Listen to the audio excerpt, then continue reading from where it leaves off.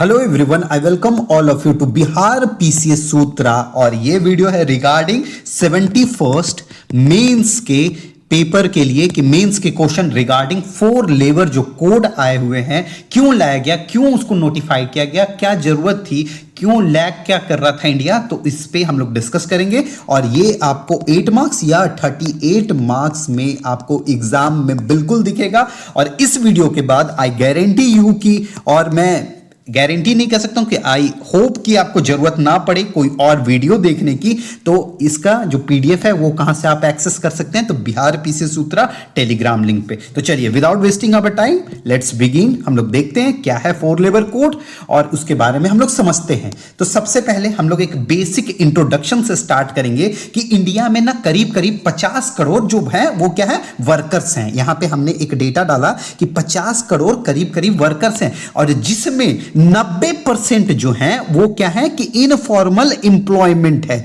जैसे formal employment नहीं है, इनफॉर्मल इंप्लॉयमेंट में क्या दिक्कत होता है कि जहां ना आपका कोई कॉन्ट्रैक्ट नहीं होगा, आपको पीएफ नहीं मिलेगा, मतलब प्रोविडेंट फंड नहीं मिलेगा। ई6 मतलब कि जब आपका बीमार पड़ जाइएगा, मेडिकल जो भी आपका खर्च आएगा उसको नहीं मिलेगा, मैटरनिटी बेनिफिट नहीं मिलेगी, मतलब बहुत सारा दिक्कत, जॉब सिक्योरिटी नहीं, लीगल प्रोटेक्शन नहीं। तो इसलिए इनफॉर्मल इंप्लॉयमेंट पे काम करने की इंडिया को जरूरत थी। और दूसरा कि आईएलओ इंटरनेशनल लेबर ऑर्गेनाइजेशन जो है वो क्या कहता है कि लेबर जो डिग्निटी ऑफ लेबर पे काम करिए, तो वहां इंडिया लैग कर रहा था। तो इसलिए क्या किया गया कि 29 जो लेबर लॉ थे उनको 4 बना दिया गया, समराइज करके, सिंप्लीफाइड करके, आसान बना दिया गया। ठीक है, तो मतलब कितने, तो 29 लेबर लॉ थे, उसको क्या 29 को कितना में कन्वर्ट कर दिया, तो 4 में कन्वर्ट कर दिया गया। ठीक है, तो मतलब क्या होगा कि बहुत सारा होगा, ठीक है, बहुत सारा चंक्स होगा, उसको सबको समराइज करके, सिंप्लीफाइड करके यहां पे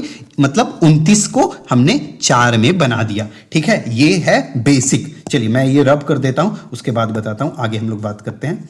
ठीक, नेक्स्ट क्या कहता है कि हमने एक Adam Smith, father of modern economics, उनका एक कोट उठा लिया है कि labour is the real source of all wealth. मतलब ऐसे आप ये डाल सकते हो कि जैसे लेबर को सपोर्ट भी कर रहा है, ठीक है, लेबर रिफॉर्म को भी सपोर्ट कर रहा है। क्यों? क्योंकि ये कह रहा है कि labour is the real source of all wealth. आप चाहो तो कोई भी कोट एक डाल सकते हो, यहां पे कोई भी कोट आप यूज कर सकते हो। ठीक है, नेक्स्ट हम लोग देखते हैं। अब देखो बैकग्राउंड, क्यों जरूरत पड़ी, क्या दिक्कत था कि हम लोग जो ये 29 जो थे ऑलरेडी जो हमारे पास, तो उसको हमने सिंप्लीफाई करके, फ्रेगमेंट्स में जो टूटे हुए थे इसको हमने क्यों सिंप्लीफाई करके सिर्फ 4 बना दिया, तो क्या उसका बैकग्राउंड क्या है, क्या जरूरत है, व्हाई नीडेड। ठीक है, तो लेबर लॉ आर फ्रैगमेंटेड जो हैं ऑलरेडी, तो उसको हमने समराइज करके कितना कर दिया, तो 4 कर दिया। अब क्यों किया इसके बारे में बात करेंगे। ठीक, तो अब देखिए यहां के पे देखेंगे कि क्यों ये फ्रेम्ड किया गया था, कब फ्रेम्ड किया गया था,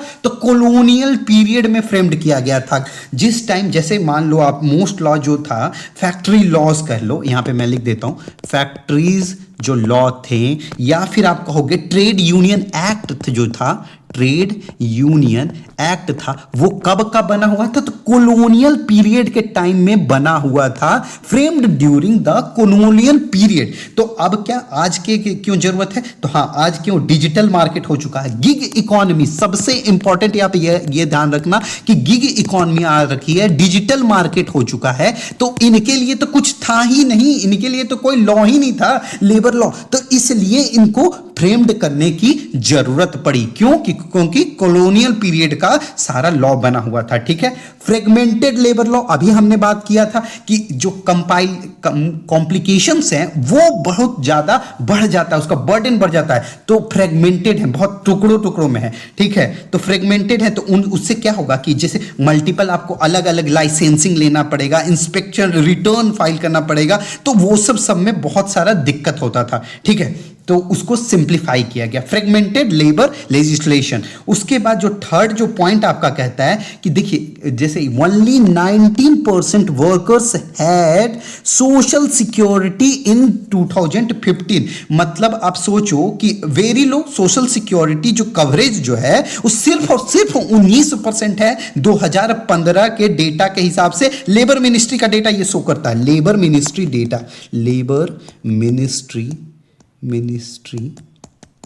डेटा ऑफ, यहां लिख देता हूं डेटा ऑफ लेबर मिनिस्ट्री, ठीक है। तो सिर्फ और सिर्फ 19% लोगों को सोशल सिक्योरिटी प्रोवाइड कर रहा है, जो हम लोग अभी बात कर रहे थे किसकी, पीएफ की, ठीक है, पीएफ की, ई6 की, ठीक। तो ये सब जो है वो दिक्कत थी। उसके बाद अब देखिए कि ग्रोथ ऑफ, जो अभी हम लोग बात कर रहे थे कि informal gig platform, gig and platform and migrants labour. तो सबसे ज्यादा जो रैपिड ग्रोथ हुआ है, जैसे मतलब गिग, आप समझ रहे हो, गिग मतलब, आप यहां मैं कलर चेंज कर रहा हूं, गिग मतलब आप समझ लो कि जो ब्लिंकिट हो गया, जोमैटो हो गया, आप अलग अलग जो नए नए अलग अलग प्लेटफॉर्म्स हो गए, डिफरेंट प्लेटफॉर्म्स, जैसे ओला हो गया, उबर हो गया, तो ये सब इन लोग के लिए जो भी डिलीवरी बेस्ड जो सर्विसेज, ऐप बेस्ड जो सर्विसेज जो प्रोवाइड करते हैं उनके लिए। साथ में इंटर स्टेट माइग्रेशन, ये नया जो टर्म जो निकल के आ रहा है कि इंटर स्टेट माइग्रेशन जो है, तो आउटसाइड मतलब आप जा रहे हो अपने राज्य को छोड़ करके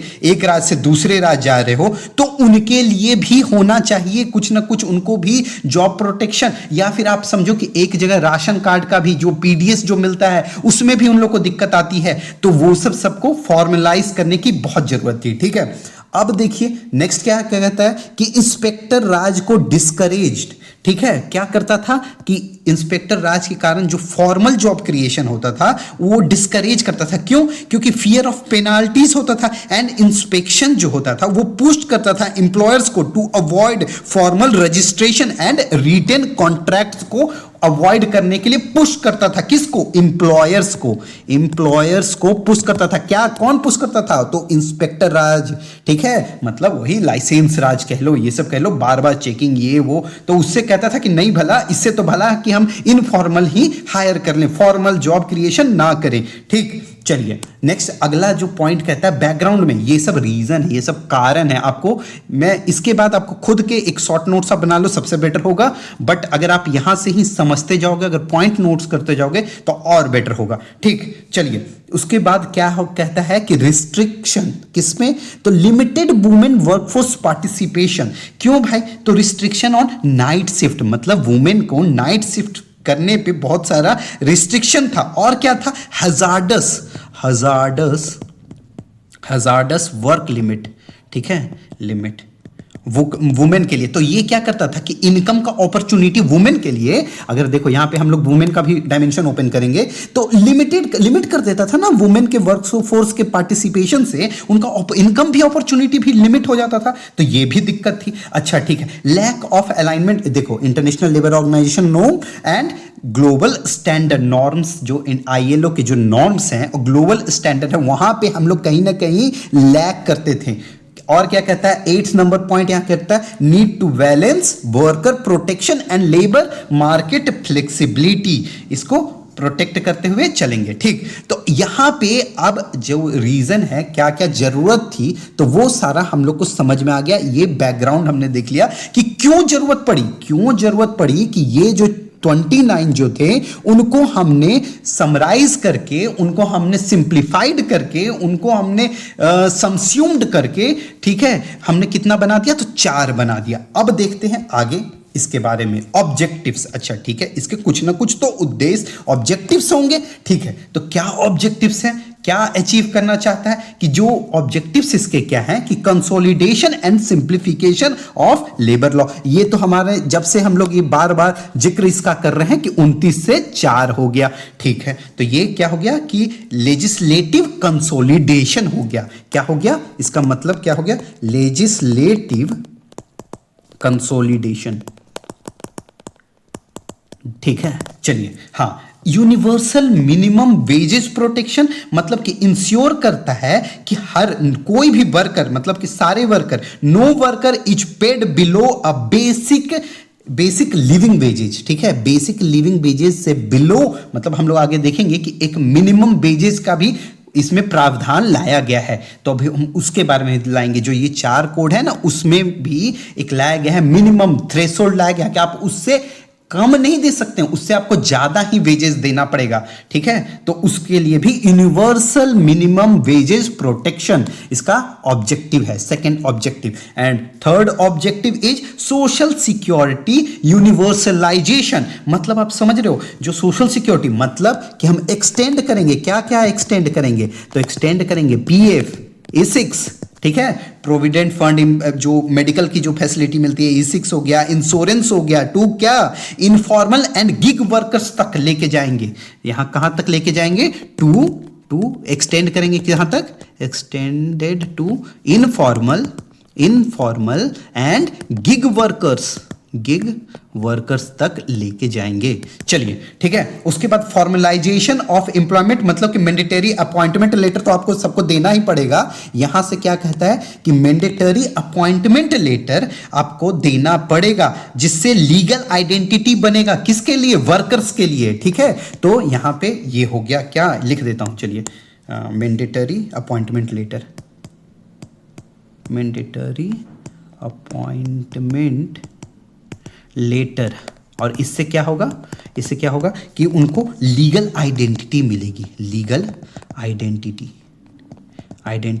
मिलेगी। चलिए ठीक है, ease of doing business for MSME, ये देखो इंपॉर्टेंट है, ease of doing business for MSME. क्या होगा कि सिंप्लीफाइड होगा, तो इनकरेज करेगा, जो भी हिंड्रेंस आ रही थी उनको, तो उसको सिंप्लीफाई करेगा और ईज ऑफ डूइंग बिजनेस बढ़ेगा, सिंप्लीफाइड होगा, ठीक है।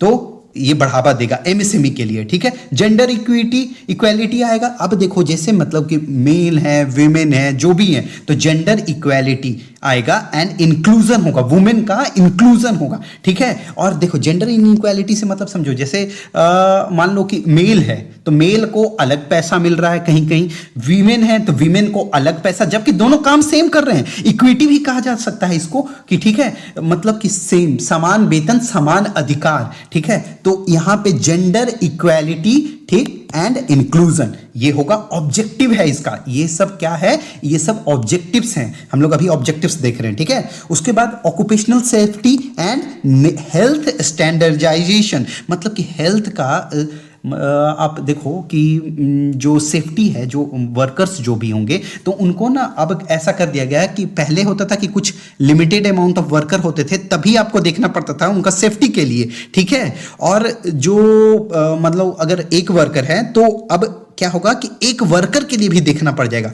तो ये चीज हो जाएगा कि यूनिफॉर्म स्टैंडर्ड आएगा, मतलब हेल्थ स्टैंडर्डाइजेशन का मतलब क्या हो गया कि यूनिफॉर्म स्टैंडर्ड हो जाएगा, ठीक है। और जो कि एक्सीडेंट होगा या फिर कोई डिजीज आएगी तो वो रिड्यूस करेगा, जो वर्कर्स होगा तो उनका डेथ रिड्यूस होगा, ठीक है। तो ये सब में काम करेगा। उसके बाद creation of future ready workforce, तो ये तो नॉर्मल सा है ऑब्जेक्टिव, ये तो आप सब समझ ही रहे होगे, ठीक है, कि फ्यूचर रेडी, आत्मनिर्भर भारत से जोड़ दो ना, इसको आत्मनिर्भर भारत से जोड़ दो, आत्मनिर्भर भारत, ठीक है, इससे आप ऐड कर दो।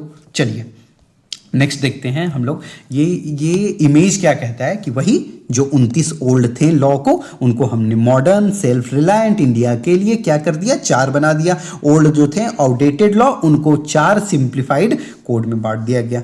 वही है कि गैप इन, पहले क्या था कि gap in worker protection, restriction on women employment, मतलब नाइट शिफ्ट, ये सब में दिक्कत था, ठीक। अब क्या हो गया कि नए वाले के हिसाब से यहाँ पे डिफरेंस है दोनों के बीच में, यहाँ न्यू दिया हुआ है, यहाँ ओल्ड दिया हुआ है, ठीक। तो ये डिफरेंस है, universal right and social security and equal opportunity and equal empowerment and employment for womens, ठीक है। चलिए 29 से हमने जो चेंज करके अभी कितना कर दिया है, 29 से 4 बना दिया है, तो उसको हम लोग देखेंगे। अच्छा, बहुत सारा सबस्यूम हुआ होगा, जो पहले जो 29 थे उसको सबस्यूम कर करके कितना बना दिया गया होगा, तो 4 कर दिया होगा, मतलब सिंप्लीफाई करके कितना बना दिया होगा, तो 4 कर दिया होगा। तो कितना का किसका क्या है, तो देखो यहां पे ये हो गया first, code on lab basis 2019, ये हो गया फर्स्ट।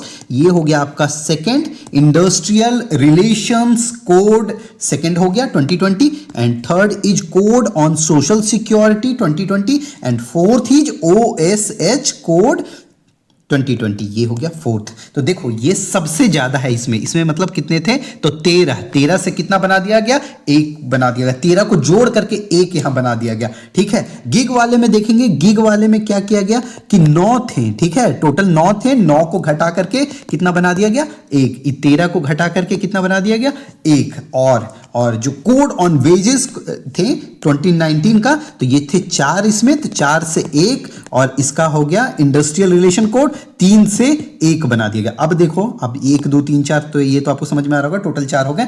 याद करने का तरीका देखो, याद ऐसे कर सकते हो आप, 13 प्लस में 7 जोड़ोगे 20, 20 में प्लस 9 जोड़ोगे तो 29। ये जो 9 है वो गिग वर्कर से रिलेटेड है। तो गिग वर्कर से रिलेटेड है वो किस में होगा, तो कोड ऑन सोशल सिक्योरिटी 2020, तो ये यहां चला गया, ठीक है।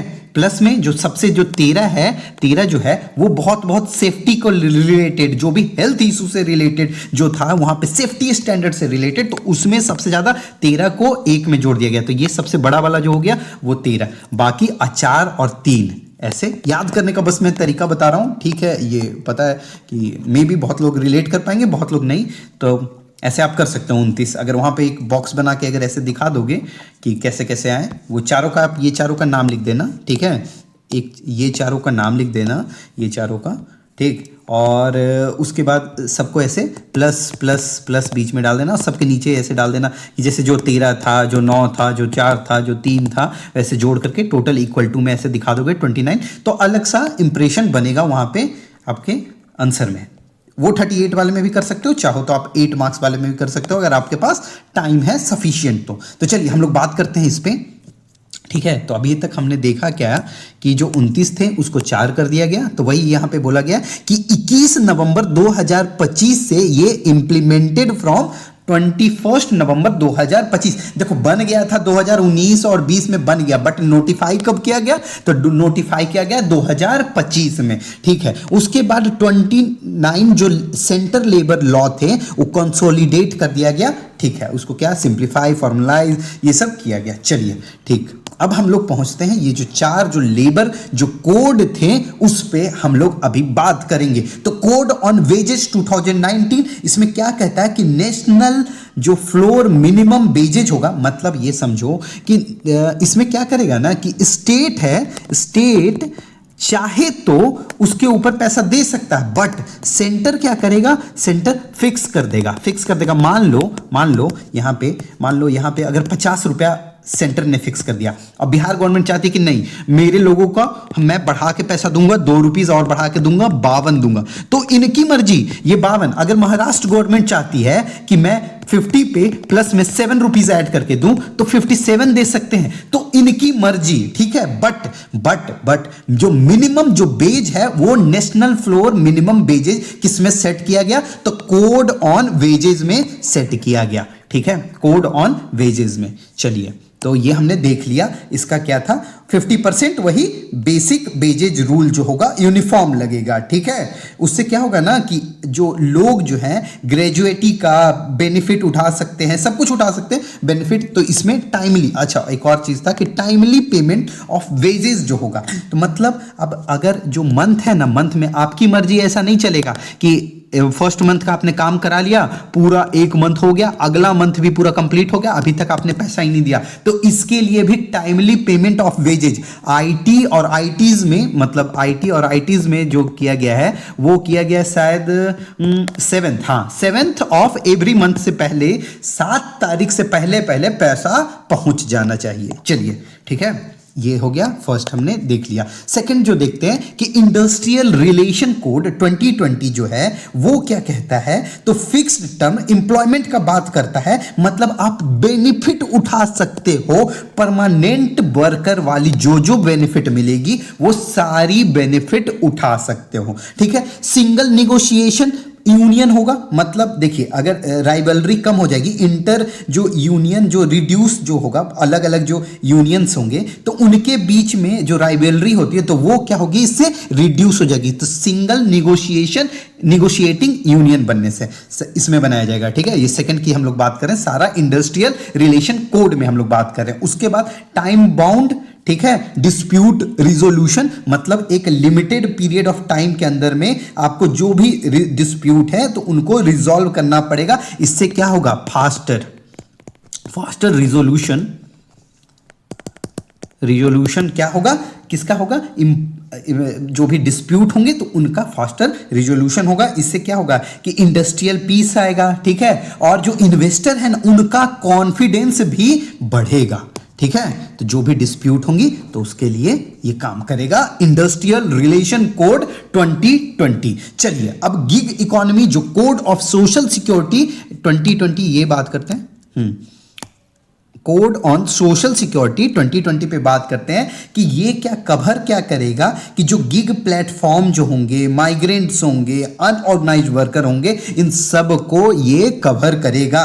और पहली बार ऐसा हुआ है, मतलब इससे पहले कोई लॉ नहीं था, कोई रूल नहीं था, कोई कोड नहीं था, कुछ भी नहीं था उनके लिए। तो उनके लिए पहली बार आएगा कि अब जो इनफॉर्मल जो वर्कर है, जो ऐप बेस्ड जो वर्कर है, उनको भी रिकॉग्नाइज्ड किया जाएगा, ठीक है। लिख देता हूं रिकॉग्नाइज्ड, ठीक है, उनको भी किया जा रहा है यहां पे। अच्छा, पीएफ ईएसआईसी का हम लोग बार बार यहां पे बात कर रहे हैं, तो एक्सपेंशन, ठीक है, एक्सपेंशन विथ पोर्टेबिलिटी मतलब अब देखो जैसे जो लोग हैं, मान लो कोई महाराष्ट्र में काम कर रहा है, वो बिहार आ गया, तो उस चेंज करने के बाद भी जो वर्कर्स हैं उनका, जैसे स्टेट आपने चेंज कर दिया, ठीक है, स्टेट चेंज कर दिया, बट अगर स्टेट चेंज भी आप करते हो तब भी आपको जो वर्कर का जो बेनिफिट है वो मिलते रहेगा। तो चेंजिंग मतलब स्टेट चेंजिंग से भी कोई फर्क नहीं पड़ेगा, ठीक है। एग्रीगेटर कंट्रीब्यूशन मॉडल मतलब 1 से 2% तो आपको भी देना पड़ेगा। जो भी डिजिटल प्लेटफॉर्म है उनको भी कंट्रीब्यूट करना पड़ेगा, किसके लिए, तो वर्कर वेलफेयर फंड में। वर्कर वेलफेयर फंड में आपको कंट्रीब्यूट करना पड़ेगा। कितना, 1 से 2% आप भी डालिएगा, आपको भी पैसा देना पड़ेगा, ठीक है, ताकि किनका, इनफॉर्मल जो गिग इकोनॉमी जो वर्कर्स हैं उनका बेनिफिट हो सके। चलिए नेक्स्ट देखते हैं, gratuity after 1 year for fixed term workers. देखो क्या था ना कि पहले क्या होता था कि 5 साल कम से कम आपको रिक्वायर था कि उसके बाद आपको ग्रेजुइटी का बेनिफिट मिले, बट अब क्या कर दिया गया कि 1 साल के बाद ही, 1 ईयर के बाद ही आपको बेनिफिट मिलेगा। ये देखना, ये क्वेश्चन आएगा, इसलिए आप अच्छे से इसको प्रिपेयर करो। मैं जो पॉइंट्स बोल रहा हूं वो भी आप लिखो, एक्स्ट्रा में लिखो, ठीक है। चलिए अब हम लोग बात करते हैं OSH कोड के बारे में, मतलब occupational safety health and working condition code 2020। इसके बारे में अभी हम लोग बात करेंगे। जैसे क्या होगा कि यूनिफॉर्म नेशनल OSH स्टैंडर्ड लाया जाएगा, ठीक है। तो इससे क्या होगा कि मान लीजिए जो माइंस हैं, जो फैक्ट्रीज हैं, जो प्लांटर्स हैं, सब के लिए सेम सेफ्टी नॉर्म्स आएगा। सेम सेफ्टी, यूनिफॉर्म का मतलब ही होता है सेम, मतलब सब के लिए एक समान, सेम सेफ्टी नॉर्म्स। चलिए ठीक, उसके बाद हम लोग बात करते हैं कि मैंडेटरी एनुअल हेल्थ चेकअप, ठीक है। तो जो ये किया गया है ऐसा कि जो 40+ हैं उनके लिए, तो नीचे में हम लोग इसके बारे में भी पढ़ लेंगे कि क्या है मैंडेटरी एनुअल जो चेकअप है, तो इसके बारे में, ठीक। उसके बाद नाइट शिफ्ट जो वुमेन की हम लोग बार बार बात कर रहे हैं कि परमिशन उनको मिल जाएगी काम करने के लिए विथ सेफ गार्ड, मतलब कि consent, allowed with consent, transport का फैसिलिटी, सीसीटीवी, सिक्योरिटी का अरेंजमेंट, ये सब आपको प्रोवाइड करना पड़ेगा। यही नहीं कि वीमेन है और नाइट शिफ्ट के लिए आप अलाउ कर दीजिएगा, ऐसे ही नहीं, विथ सेफ गार्ड, ये बात पे आप ध्यान रखिएगा। मतलब यहां पे मतलब कंसेंट आपको लेना पड़ेगा, ट्रांसपोर्ट देना पड़ेगा, मतलब कि ट्रांसपोर्ट का फैसिलिटी, सीसीटीवी, आपको सिक्योरिटी का अरेंजमेंट, ये सब करना पड़ेगा। ऐसे ही नहीं कि विमेन है और उनको नाइट शिफ्ट करवा रहे हैं, तो चलिए ठीक है, ये सब रिक्वायर्ड होगा। नेक्स्ट हम लोग देखते हैं, हाँ ये चारों हो गया। चारों के बारे में मैंने हर पॉइंट्स के बारे में आपको डिटेल में यहाँ पे बताया है, हर पॉइंट के बारे में मैंने आपको डिटेल में बताया है। तो आप क्या करो कि जो मैंने बोला है तो वो आप एक्स्ट्रा जो पॉइंट्स हैं आप नोट कर लोगे तो वो ज़्यादा बेनिफिशियल होगा आपके लिए, ठीक। चलिए यहाँ पे मेजर जो ट्रांसफॉर्मेशनल जो डेटा है वो यहाँ पे डाला हुआ है कि क्या 19% से 64% सोशल सिक्योरिटी जो कवरेज जो एक्सपेंड हुआ है वो 19% से 64% हुआ है 2025 में। उसके बाद मिनिमम वेज गारंटी किसके लिए? सारे वर्कर के लिए, टू ऑल वर्कर, यहाँ पे इंपॉर्टेंट है। मैंडेटरी अपॉइंटमेंट लेटर, हम लोग स्टार्टिंग में ही बात किए थे कि अपॉइंटमेंट लेटर मैंडेटरी होगा for every worker. Timely wage payment, legally, अब देखो अगर टाइमली अगर पैसा नहीं दे सकते हो तो लीगल एक्शन भी लिया जा सकता है, तो लीगली इन्फोर्स्ड है, ठीक है। फ्री एनुअल चेकअप, जो 40 साल, यही मैं बोल रहा था आपसे कि 40 साल के ऊपर जो भी लोग होंगे उनका फ्री एनुअल चेकअप किया जाएगा सारे वर्कर्स का, ठीक है।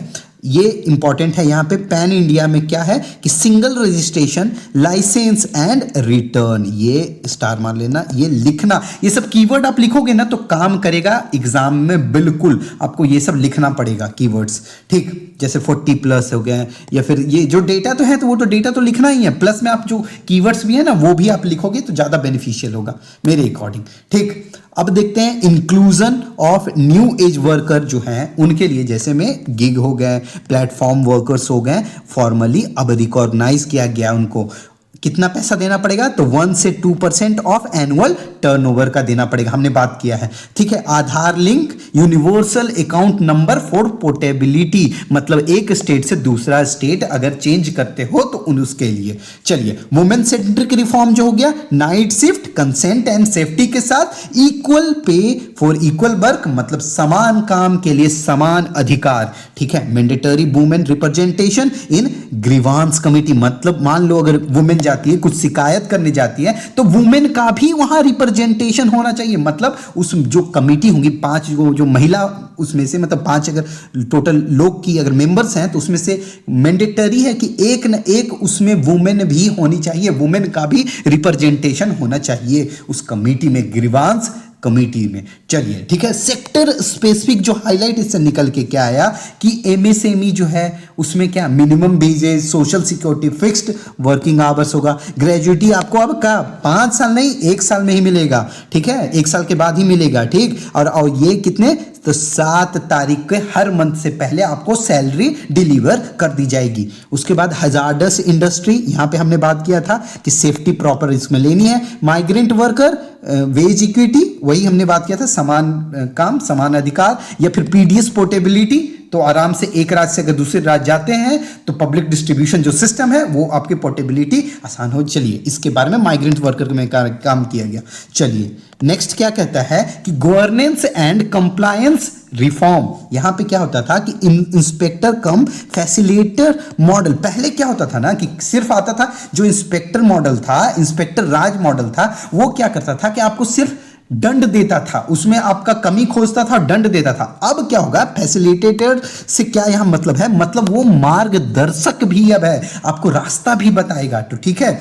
उसके बाद क्या होगा कि फास्टर डिस्प्यूट रिजोल्यूशन, मतलब अगर मान लीजिए कोई डिस्प्यूट हुआ तो उसको जल्दी सॉल्व कर दिया जाएगा, किसके थ्रू, तो इंडस्ट्रियल ट्रिब्यूनल के थ्रू उसको सॉल्व कर दिया जाएगा। ओएसएच बोर्ड जो हमने बात किया था वो नेशनल लेवल का बनाया जाएगा, मतलब जिससे यूनिफॉर्म सेफ्टी देखी जाएगी। चलिए, ये हो गया अभी तक का पूरा आपको समराइज कंप्लीट विद डेटा आपको मिल गया। हाँ, यहाँ पे बात कर लेते हैं थोड़ा सा टेस्ट सीरीज के बारे में कि जो टेस्ट सीरीज है वो स्टार्ट हो रही है 18 जनवरी से स्टार्ट हो रही है। चाहो तो आप 1500 मतलब 1499 पे करके इनरोल कर सकते हो, बट ये ना 5 जनवरी के बाद आपका ये 1999 इतने प्राइस पे आ जाएगा। तो इसमें टोटल 15 है, टेस्ट इंक्लूडेड है। इसके बारे में मैं टेलीग्राम पे पीडीएफ डाल दूंगा तो आप ज्वाइन कर सकते हो। अगर आपको ज्वाइन करना हो तो इस नंबर पे व्हाट्सएप मैसेज मुझे कर सकते हैं। चलिए, ठीक है। बिहार स्पेसिफिक अब डायमेंशन देख लेते हैं कि बिहार में जो है 5 से 6 करोड़ लोग काम करते हैं, उसमें कितना परसेंट, तो 92% जो है इनफॉर्मल एम्प्लॉयमेंट है। उसका मेजर माइग्रेंट स्टेट बिहार तो है ही, आपको पता ही है कि प्रवासियों का राज कहा जाता है, ठीक है। हमारी जो भी दुर्दशा हो रखी है, बट ये फैक्ट है तो ये एक्सेप्ट करना पड़ेगा, तो इसलिए बिहार के लिए बहुत ज़्यादा इंपॉर्टेंट है, मतलब इसमें बिहार स्पेसिफिक आपको डेटा बताया जा रहा है, ठीक है। उसका 30% हाउस होल्ड डिपेंडेंट ऑन किसमें, माइग्रेशन पे करते हैं। उसका एवरेज जो डेली वेज है बाकी जो लोएस्ट है बाकी स्टेट से, इंडिया के बाकी स्टेट से यहाँ पे बिहार में क्या है, लोएस्ट है। तो क्या होगा, जब जो एक जो मिनिमम हमने बात किया था, मिनिमम वेजेज जो 50 रुपया जो सेंटर हमने कहा था कि जो फिक्स कर देगा, अगर मान लो फिक्स कर दिया तो बिहार में भी मिनिमम क्या, ठीक है, मतलब 50 के प्लस ही ना, या 50 दोगे या 100 से ऊपर दोगे तो वही हो जाएगा। तो वो एक फिक्स्ड हो गया। उसके बाद over 90% establishment are MSME, mostly क्या है, इनफॉर्मल है। पीएफईएसी की बात किया कि पोर्टेबिलिटी बेनिफिट करेगा माइग्रेंट वर्कर, कहां से, बिहार के जो माइग्रेंट वर्कर होंगे उसके लिए। नेशनल फ्लोर वेजेज इंप्रूव, क्या होगा, इनकम सिक्योरिटी के लिए इंप्रूवमेंट देगा। वही कि वीमेन का जो होगा, जो फीमेल जो है लेबर फोर्स पार्टिसिपेशन रेट होगा वो जो बिलो है नेशनल एवरेज से वो बढ़ करके अच्छा हो जाएगा। और नाइट शिफ्ट इंक्लूजन इसमें प्रोवाइड किया जाएगा, प्रोविजन है। तो आप लोग इनरोल, अगर जो भी फीमेल अगर चाहेंगी कि नाइट शिफ्ट अडॉप्ट करना चाहेंगी, लेना चाहेंगी, ज्वाइन करना चाहेंगी तो वो कर सकती हैं, ठीक है। और जो सेफ्टी स्टैंडर्ड है ओएसएच, जैसे ब्रिक्स हो गया, फैक्ट्रीज हो गई, हजार्डस हो गया, उसमें सारे में काम करेगा। अब देखो इम्प्लीमेंटेशन ऑफ लेबर कोड 2025, हमने इसके बारे में बात किया था क्या, कि ये जो इम्प्लीमेंटेशन है हमेशा इसको शायद 32-33 शायद कर लिया है टोटल स्टेट और यूटी मिला करके। तो एग्जैक्ट डेटा नहीं है बट ये छोड़ देता हूँ, ठीक है, इसके बारे में नहीं बताता हूँ, बट इसके अराउंड कर लिया है, अभी बाकी भी कर लेंगे, अडॉप्ट कर लेंगे। और ये कंकरेंट लिस्ट के अंदर आता है, कंकरेंट लिस्ट के अंदर आता है। तो इससे क्या होता है कि कोऑपरेटिव फेडरलिज्म को भी कहीं ना कहीं बढ़ावा मिलते हुए दिखता है। चलिए ठीक है, इंप्लीमेंटेशन ऑफ लेबर कोड पे यहाँ पे बात करते हैं कि लेबर कोड इंप्लीमेंटेड ये कब से किया जाएगा, तो नवंबर कर दिया जा चुका है। कब से, तो 2025 से, ठीक है। हाँ ये इंपॉर्टेंट है, ये इसको हाईलाइट कर लो। Single registration, single licence and single return system ये इंट्रोड्यूस किया गया, ये इंपॉर्टेंट है, ठीक है। वही इंस्पेक्टर राज से इंस्पेक्टर कम फैसिलिटेटर, हम लोग इसके बारे में बात कर चुके हैं, ठीक है। डिजिटल जो पोर्टल्स होंगे for registration, return and compliance के लिए हैं, ठीक है। उसके बाद स्टेट रिस्पॉन्सिबल फॉर फ्रेमिंग, अभी हमने बात किया ना कि जो रूल्स हैं उसको फ्रेम करने के लिए कौन होंगे, तो स्टेट होंगे। क्यों होंगे, तो क्योंकि कॉन्करेंट लिस्ट में आता है। और ठीक है, चलिए ग्रेजुअल ट्रांजिशन फ्रॉम जो भी है पुराने लेबर कोड हैं उनसे न्यू लेबर कोड की ओर बढ़ रहा है, ग्रेजुअल ट्रांजैक्शन होते जाएगा। चलिए ट्रांजिशन होते जाएगा, ट्रांजिशन हम लोग देख रहे हैं, एक से दूसरे फेज में हम लोग ट्रांजिट कर रहे हैं। नेक्स्ट हम लोग देखते हैं कि इंप्लीमेंटेशन ऑफ लेबर कोड में पॉजिटिव, मान लीजिए वहां पे क्रिटिकली एनालाइज आ गया तो आप कुछ पॉजिटिव दिखाओगे और कुछ आप निगेटिव दिखाओगे, मतलब कंसर्न या लिमिटेशंस आप दिखाओगे। यहाँ पे आप पॉजिटिव इंप्लीकेशन मतलब सिग्निफिकेंस की बात कर रहा है, ठीक है। तो क्या होगा कि आप सबको अपॉइंटमेंट लेटर मिलेगा, ठीक है। तो formalisation of employment through appointment letter. उसके बाद गिग और माइग्रेंट वर्कर को सोशल सिक्योरिटी कवरेज मिल रहा है, ठीक है, एक्सपैंड कर रहा है। Wages protection, national floor wages इससे होगा। उसके बाद improve work place safety and health के लिए बूस्ट एमएसएमई और जॉब क्रिएट। यहाँ पे हम लोग क्या देखेंगे कि कंसर्न्स क्या होंगे, तो कंसर्न्स में वही job insecurity due to fix term employment, risk of weakened collective bargaining, इसके बारे में भी आप लोग देख लीजिएगा। उसके बाद क्या होगा कि uneven implementation across state, different state है ना, तो सबके पास तो अलग अलग मतलब कैपेसिटी है, अलग अलग आउटकम्स तब निकल के आएगा। सबके पास अलग अलग पावर है ना, तो मतलब फिजिकल पावर की बात कर रहा हूँ, कैपेसिटी की बात कर रहा हूँ, तो डिफरेंट वेरी करता है तो आउटकम भी वेरी करेगा। तो ये हो गया कंसर्न। चैलेंजेज आप लोग देख लीजिए क्योंकि अब बहुत ऑलरेडी वीडियो का लेंथ बहुत ज़्यादा हो गया, कि वही कि डिले इन नोटिफिकेशंस रूल हो गया, लो अवेयरनेस हो गया, एडमिनिस्ट्रेटिव एंड कैपेसिटी कंस्ट्रेंट हो गया, digital divide in rural area हो गया, वे फॉरवर्ड। और इसको हम लोग क्या ना कंक्लूड कर देंगे विद सम डेटा। इसमें डेटा वही है, एसडीजी का गोल्स हमने भी यहाँ पे डाल दिया, आप गोल नंबर 8 डाल सकते हो यहाँ पे, और बाकी आप ये देख लेना, ठीक है। इसकी पीडीएफ कहाँ मिल जाएगी आपको, बिहार पीसीएस सूत्रा पे। चलिए, थैंक यू सो मच।